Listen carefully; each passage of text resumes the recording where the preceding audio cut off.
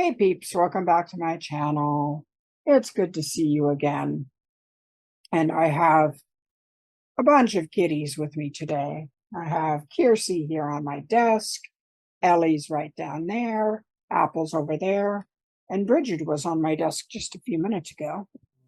They're here to help me today as I talk about when it's time to end a series.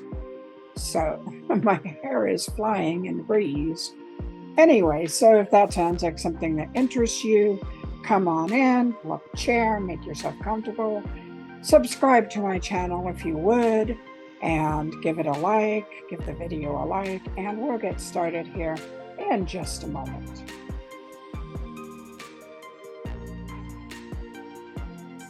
Excuse my voice, it was smoky here today. The wildfire smoke is down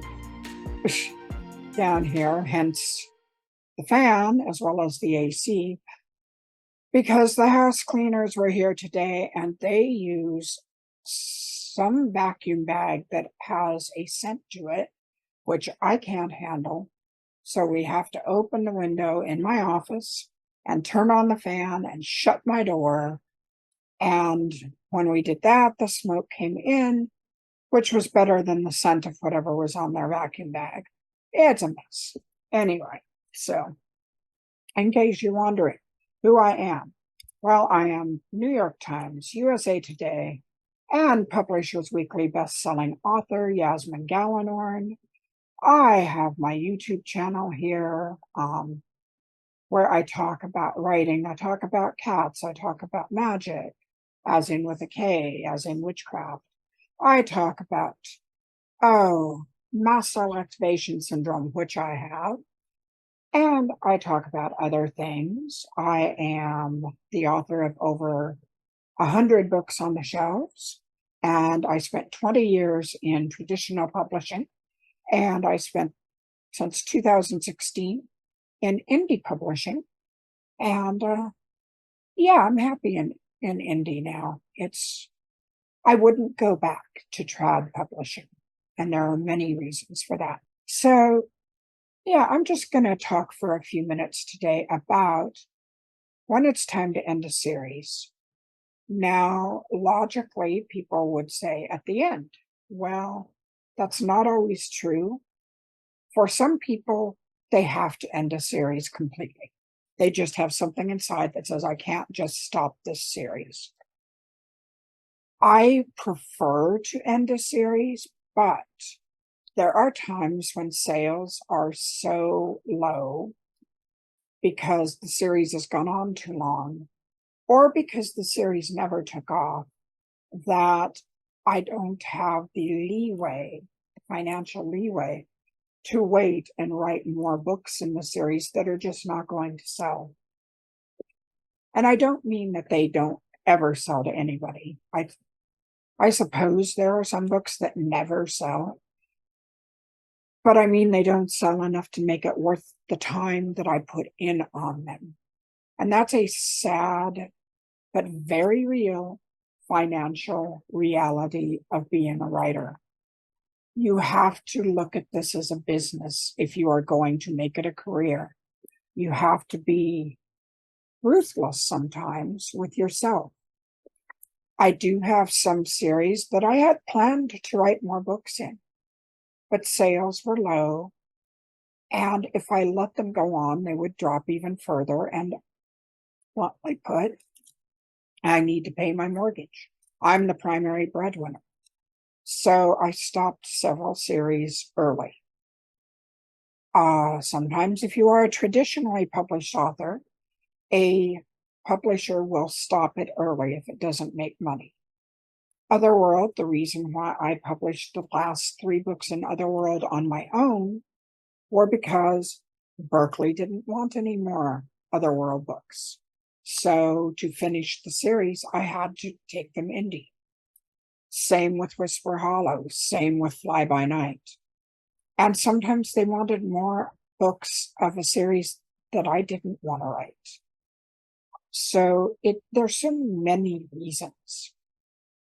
Now, as an author, if you get bored with a series, it's very hard to write a good book in it. unless you are one of those few people who are gifted at writing something you're not emotionally attached to. I get emotionally invested in my characters. I get emotionally invested in the world. And that's not to say that I let that cloud everything. But if I'm not emotionally attached to a series, I personally can't write in it. I get bored. I get antsy. And I feel like I'm not doing as good of a job as I can.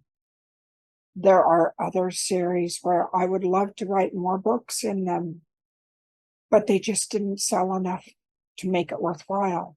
And then there are some series that sell well until you get past a certain number of books, and then readership starts to dive off. Now, The Wild Hunt had 18 books in it. I probably should have stopped it when it had about 12 to 13. That seemed to be a sweet point because that's when the sales of Otherworld started to drop off, is after book 12. There are some authors who can write 20, 30, 40 books in a series and sales stay strong and they will sell millions of copies, but those authors are rare and few. If I were writing the same series for 40 books, I would be bored out of my mind. There comes a point when I need to write new things. So how can you tell if a series is nearing its life expectancy? How are your sales doing? Are they remaining strong? Does sell-through still support enough for you to continue to write in that series? Are you interested in it still? Do you still find it exciting? There are your basic questions. Can you still think of new ideas to keep the series fresh? Are the characters still growing? There are many, many factors that go into this, and there is no one right answer. I think from now on, I probably won't take a series past 13 books. And I'll probably limit the spin-offs that I do because I have found that spin-offs don't do that well for me. People fall in love with the original characters for a reason. And they may like the other characters, but that like doesn't translate to an automatic buy. So you really have to weigh all these factors when you're deciding what point you need to end your series. Take it too long, sales will drop off, your interest may drop off, and the quality of the series may drop off. Make it too short, and people may not want to get invested because they think you're series hopping. Unfortunately, that can happen when you write several series that don't catch on and you just don't have the leeway to wait to see if they will. That can happen when you have people so invested in a series that a core group of your readers wants you to continue, but that core group isn't big enough to sustain the model that you need for a career. All of this is an individually based decision, and you should base it on both heart and head and intuition to some degree.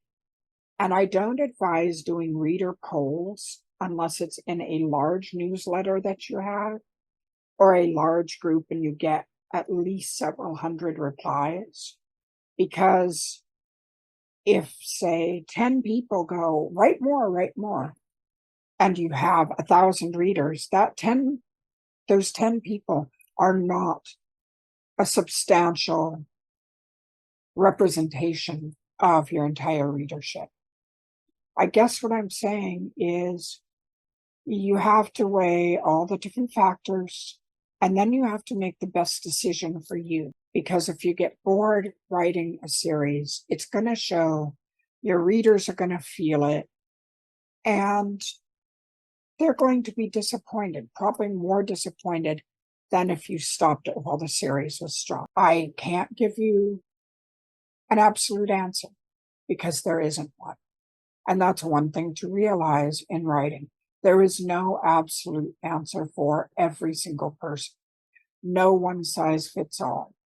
It all has to do with your individual approach to writing, your individual readership, your individual nature, and how you write and what you like to write. Having said that, I'm going to tell you what prompted this video today. I am turning Fractured Flowers into a longer novella because I realize I need to wrap up the Wild Hunt, and it's part of the Wild Hunt, even though it's its own little spin-off series. I'm going to lower the price, and if you pre-ordered, you will get that lower price, so don't worry about that, because I just need to wrap it up. It's time to put that series to rest.